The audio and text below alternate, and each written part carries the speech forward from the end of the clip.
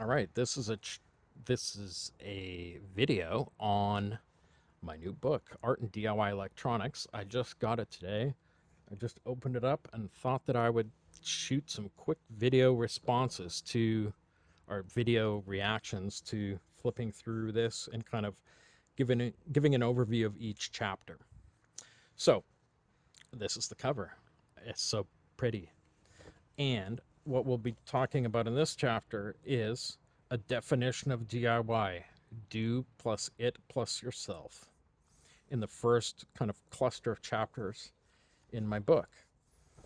So in this video, or in this chapter, I should say, as I talk about what the heck we mean when we say do it yourself. And there's surprisingly very few textbook books, academic books, general purpose books, or whatever that that actually talk about what we mean. What does DIY exactly mean? So I try to take this on. Um, I start by saying that DIY, in many senses, at least in North America, when you say DIY, people first think about Home Depot and home repair, doing it yourself. Um, and that this is an approach that kind of the pop sensibility around DIY culture. Um, and what I do in the chapter is I try to sort of define doing, it, and yourself. And so I split up the term into its component words, and I talk about doing to start. Doing is intrinsically rewarding. Doing is embodied. I'm looking there to see if I have Paul Durish reference there. Um, Doing is process oriented. It. What is it? Now, it, in terms of do it yourself, it can be anything. It can be a punk zine. I should say that this book has about 100 color images all through it, which I actually paid for out of my own pocket to be the same price as a black and white book. I thought it did justice to the artists included in it. So it can be a zine, it can be a fix for a practical thing. This is an example of what I term a jugaad hack, or kind of like a quick fix kludge, with a soda bottle.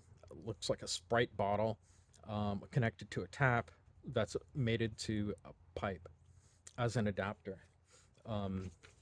So it can be pretty much anything. Um, and it's often everyday objects. Now, and I talk about, there's Ian Bogost, an object-oriented ontology. Those materials, they push back against the maker and builder, and the it of the materials often have a voice similar to object-oriented ontology. So next, I talk about yourself as the third part of do it yourself. Now, I say that this doesn't necessarily mean alone. Doing it yourself is not about being a loner and not hanging out with people and being grumpy with no friends. That's not DIY, or that's not the yourself.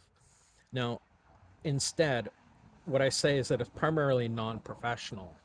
It's primarily more hedonistic. I'm thinking of Rachel Maines here, in her concept of hedonistic technologies. I talk about how yourself, instead of just being a loner, doing it yourself is more about being unmanaged and escaping Taylorism, or the idea of efficiency oriented work monitoring and management, essentially. And I use it to talk about where Taylorism and where the idea of everything from MBA degrees to bricklaying efficiency in or a whole bunch of different stuff in terms of working at a steel mill from 1919, how this kind of evolved. So there's a little crash course on what Taylorism is, kind of a system of efficiency that's adopted and really changed the industrial landscape. And then I summarized to say DIY is more about being post-optimal, or it's kind of not concerned so much with doing something efficiently. It's more concerned about doing something with meaning. In this way, it can be thought of as a post-optimal object. And I pull in and talk about Anthony Dunn here.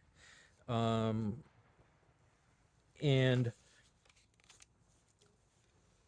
then I conclude by, in summary, DIY can be defined as a materially oriented, embodied practice that is individually directed and non-managed.